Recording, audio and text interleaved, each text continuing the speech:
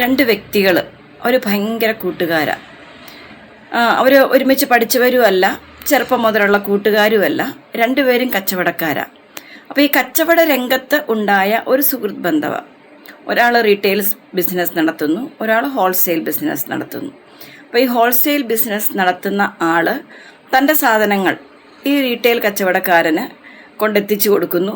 സാധനങ്ങൾ വിറ്റഴിച്ചതിന് ശേഷം അധികം താമസിക്കാതെ പൈസ മടക്കി കൊടുക്കണം. അതാണ് ഇവരുടെ രീതികൾ. അങ്ങനെ എല്ലാ പ്രാവശ്യവും കൊടുക്കാറുണ്ട്. എന്നാൽ ചില അവസരങ്ങളിൽ ഏതെങ്കിലും കാരണവശാൽ ഈ റീറ്റെയിൽ ബിസിനസ്സുകാരൻ തൻ്റെ കച്ചവടം നടക്കാതിരിക്കുന്ന ഒരു സാഹചര്യത്തിൽ സുഹൃത്ത് ബന്ധങ്ങളൊക്കെ ഉണ്ട്. പക്ഷെ ഏതെങ്കിലും കാരണവശാൽ പൈസ കൃത്യസമയത്ത് ഈ ഹോൾസെയിലുകാരന് കൊടുത്തില്ല എങ്കിലാണ് പെട്ടെന്ന് ആ വ്യക്തിയുടെ സ്വഭാവം അങ്ങ് മാറുന്നത്. പല പ്രാവശ്യം ഇങ്ങനെ ഉണ്ടായിട്ടുണ്ട്. എന്നാൽ പൈസ കൊടുക്കുന്ന സമയത്ത് വീണ്ടും പഴയ പോലെ ഇവർ കൂട്ടുകാരാകാറുമുണ്ട്. എന്നാൽ ഒരു പ്രാവശ്യം ഇതുപോലെ പൈസ കൊടുക്കുന്നത് വൈകിപ്പോയ സമയത്ത് പ്രതീക്ഷിക്കാത്ത രീതിയിൽ വളരെ മോശമായ രീതിയിൽ സംസാരിച്ചു. ഈ റീറ്റെയിൽ കച്ചവടക്കാരന് അപമാനകരമായ രീതിയിൽ കൂട്ടുകാരൻ ഇടപെട്ടു. ഇങ്ങനെയുള്ളൊരു സാഹചര്യത്തിൽ ഈ റീറ്റെയിൽ കച്ചവടക്കാരന് വലിയ വിഷമമായി. നമ്മൾ ചിന്തിച്ച് നോക്കുമ്പോൾ എന്തുകൊണ്ടായിരിക്കും രണ്ടുപേരും നല്ല കൂട്ടുകാർ ചില സമയങ്ങളിൽ അവർ സംസാരിക്കുന്ന സമയത്ത് കുറേ സമയം ഇവർ സംസാരിക്കാറുണ്ട് ഇവരുടെ ബിസിനസ്സിനെ പറ്റി, കച്ചവടങ്ങളെ പറ്റി. പക്ഷെ ഇതുപോലുള്ള ചെറിയ വിഷയങ്ങൾ ഉണ്ടാകുന്ന സമയത്ത് എന്തുകൊണ്ടായിരിക്കാം തൻ്റെ സുഹൃത്ത് ഈ രീതിയിൽ പെരുമാറാൻ കാരണം? നമ്മൾ അതിനെക്കുറിച്ച് ചിന്തിച്ച് നോക്കിയാൽ അതിൻ്റെ ആദ്യത്തെ ഒരു മറുപടി എന്ന് പറയുന്നത്, ഒരാൾക്ക് ആത്മാർത്ഥതയോട് കൂടിയ ഒരു സുഹൃത്ത് ബന്ധം അദ്ദേഹം കീപ്പ് ചെയ്തിരുന്നു. പക്ഷെ മറ്റേയാൾക്ക് അവരുടെ സുഹൃത്ത് ബന്ധത്തിൽ ആ വ്യക്തിക്ക് യാതൊരു ആത്മാർത്ഥതയുമില്ല. തൻ്റെ ആവശ്യങ്ങൾക്ക് വേണ്ടി മാത്രമാണ് ഒരു ഫ്രണ്ടായിട്ട് ഈ വ്യക്തിയെ കണ്ടിരുന്നത്.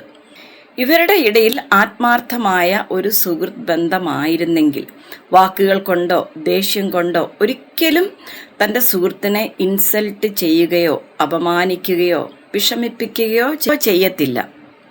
ഇനി ഇങ്ങനെ സംസാരിക്കാനുള്ള അടുത്ത ഒരു കാരണം നമ്മൾ നോക്കിയാൽ, സുഹൃത്തിൻ്റെ നേട്ടത്തിലുള്ള അസൂയ. എത്ര സമ്പാദിച്ചാലും ഞാൻ നിന്നേക്കാളും താഴ്ന്നവനല്ല, ഞാൻ നിന്നേക്കാളും ഉയർന്നവൻ തന്നെയാണ്, അത് മാത്രമല്ല നിന്നേക്കാളും കഴിവുള്ളവനും നിന്നേക്കാളും കച്ചവടം നന്നായിട്ട് ചെയ്യുന്നവനും ആണ് എന്ന ഒരു ചിന്ത, അത് കാണിക്കാനുള്ള ബോധപൂർവമായ ഒരു ശ്രമമാണ് ഈ രീതിയിലുള്ള പെരുമാറ്റം. നീ എത്ര സമ്പാദിച്ചാലും ഞാൻ തന്നെയാണ് മിടുക്കൻ, നിനക്കൊരിക്കലും എന്നേക്കാളും മുകളിലാകാൻ കഴിയത്തില്ല.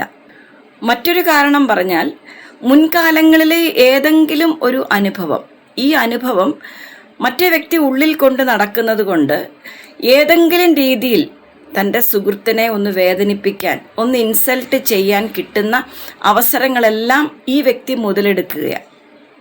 ഒരുപക്ഷെ മറ്റേയാൾ ഇവർ കൂട്ടുകാരാകുന്നതിന് മുമ്പുണ്ടായ എന്തെങ്കിലും വിഷയങ്ങളായിരിക്കും, ഇല്ലെങ്കിൽ ഇവരൊരുമിച്ച് കച്ചവടം തുടങ്ങുന്നതിന് മുമ്പുള്ള എന്തെങ്കിലും വിഷയമായിരിക്കാം.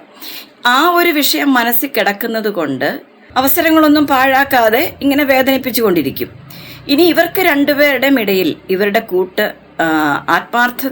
ആത്മാർത്ഥമായ കൂട്ടാണെങ്കിൽ ഇവർ പരസ്പരം സംസാരിച്ച് ആ വിഷയങ്ങൾക്ക് ഒരു പരിഹാരം കണ്ടെത്താനേ ഉള്ളൂ. പക്ഷേ സുഹൃത്ത് ബന്ധത്തിൽ ആത്മാർത്ഥത ഇല്ലാത്തത് കൊണ്ട് ഒരിക്കലും ഈ രീതിയിലുള്ള സുഹൃത്ത് ബന്ധങ്ങൾ ഒരിക്കലും അത് പരിഹരിച്ച് അവരുടെ ആ ഫ്രണ്ട്ഷിപ്പ് മുന്നോട്ട് കൊണ്ടുപോകാൻ ഒരിക്കലും പറ്റത്തില്ല. ഇനി ഒരാൾക്ക് പരിഹരിക്കാൻ താല്പര്യമുണ്ട്, മറ്റേയാൾക്ക് പരിഹരിക്കാൻ താല്പര്യമില്ല എങ്കിൽ ബോധപൂർവം തന്നെ ഈ ഒരു കൂട്ടുകെട്ട് ഒഴിവാക്കുക തന്നെയാണ് നല്ലത്. മാനുഷിക ബന്ധങ്ങളും മാനുഷിക പരിഗണനകളും ഒക്കെ ഉള്ള ബന്ധങ്ങൾ അതൊക്കെ നിന്നുപോയി.